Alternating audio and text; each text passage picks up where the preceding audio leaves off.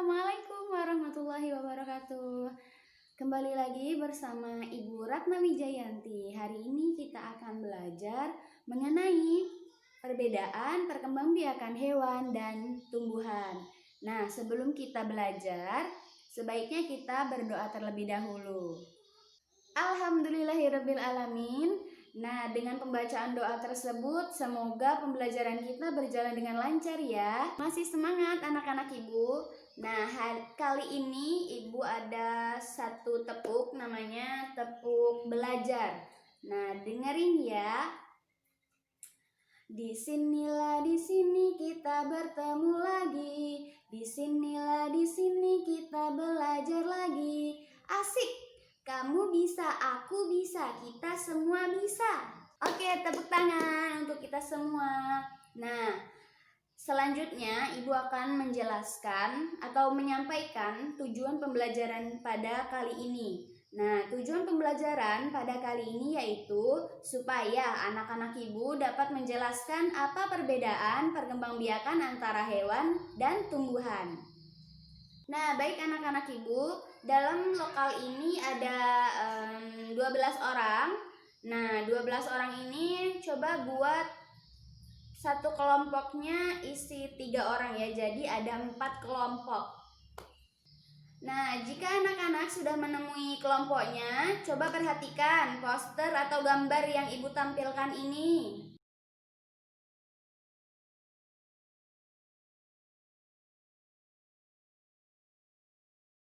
Jika sudah melihat poster atau gambar yang Ibu tampilkan tadi, coba diskusikan bersama teman sekelompoknya. Hasil diskusinya itu ditulis di buku masing-masing.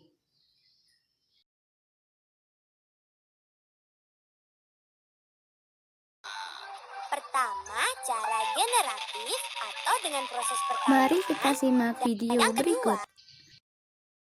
Atau tanpa proses perkawinan.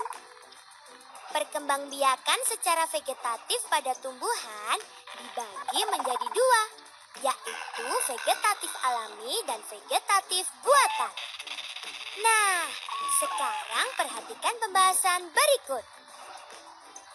Perkembangbiakan generatif tumbuhan. Generatif.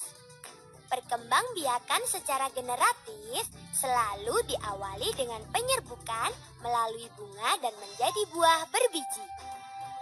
Jadi, yang dapat melakukan perkembangbiakan generatif hanya tumbuhan yang berbunga dan berbuah. Yang dimaksud dengan penyerbukan adalah proses jatuhnya serbuk sari ke kepala putik. Serbuk sari dihasilkan oleh benang sari yang merupakan sel kelamin jantan pada tumbuhan. Sedangkan putik adalah sel kelamin betina pada tumbuhan. Keduanya berada di bunga. Hidup lain, sifatnya alami.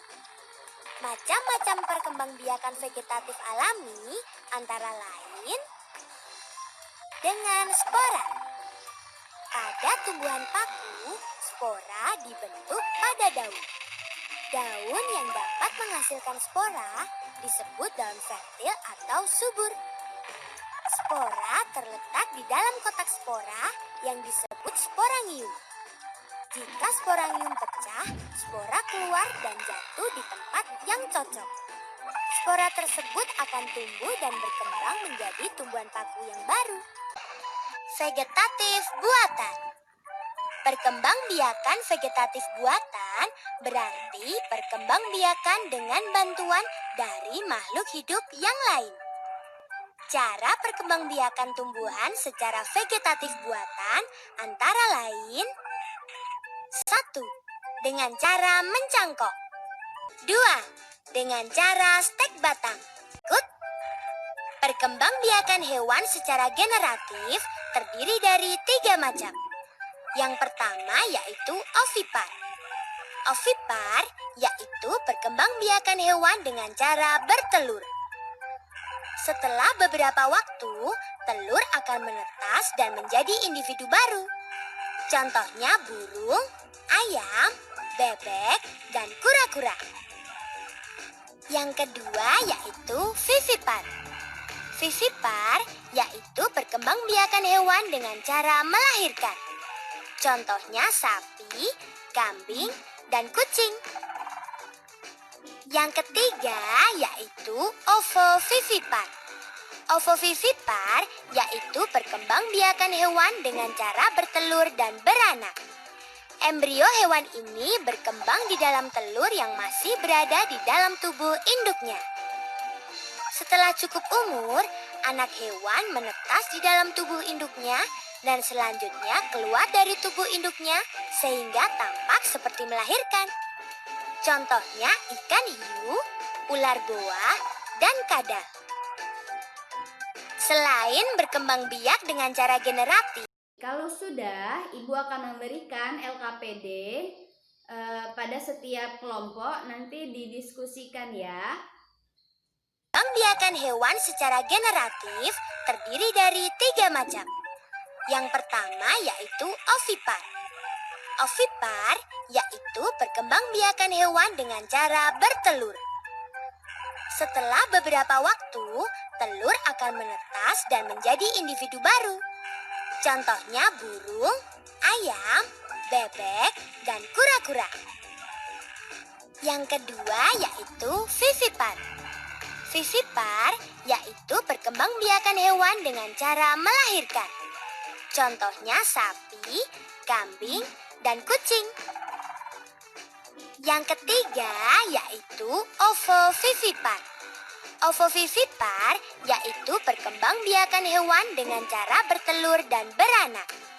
Embrio hewan ini berkembang di dalam telur yang masih berada di dalam tubuh induknya. Setelah cukup umur, anak hewan menetas di dalam tubuh induknya dan selanjutnya keluar dari tubuh induknya sehingga tampak seperti melahirkan. Contohnya ikan hiu, ular boa. Perkembangbiakan pada hewan itu ada 3. Yang pertama itu ovipar, yang kedua ovovivipar, dan yang ketiga itu vivipar. Nah, kita akan membahas yang pertama. Ovipar itu adalah hewan yang berkembang biak dengan cara bertelur. Contohnya ada ayam, penyu. Nah, ciri-cirinya itu ada 4. Yang pertama, dia tidak memiliki daun telinga.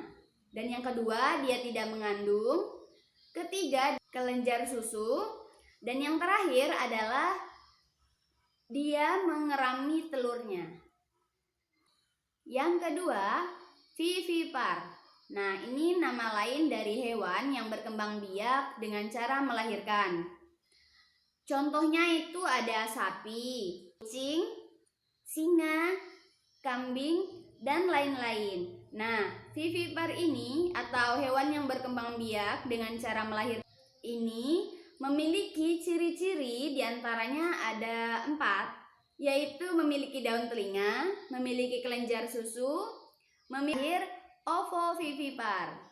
Ini adalah kata lain dari hewan yang berkembang biak dengan cara bertelur dan melahirkan.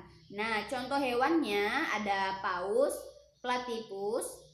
Perkembangbiakan pada tumbuhan itu ada 2. Yang pertama itu generatif dan yang keduanya itu vegetatif. Perkembangbiakan tumbuhan secara generatif itu melalui penyerbukan. Seperti yang sudah Ibu jelaskan, penyerbukan itu terjadi ketika serbuk sari jatuh ke kepala putik. Selain itu, perkembangbiakan tumbuhan secara vegetatif atau perkawinan ini terbagi menjadi 2. Yang pertama, vegetatif yang buatan, yang kedua, vegetatif yang alami. Sampai di sini pembelajaran kita mengenai perbedaan perkembangbiakan hewan maupun tumbuhan. Jadi, LKPD yang Ibu berikan tolong dikumpulkan. Nah, untuk pembelajaran selanjutnya, anak-anak belajar mengenai ekosistem. Semoga pembelajaran pada kali ini bisa bermanfaat bagi kita. Dan Ibu akhiri, Assalamualaikum warahmatullahi wabarakatuh. Sampai jumpa.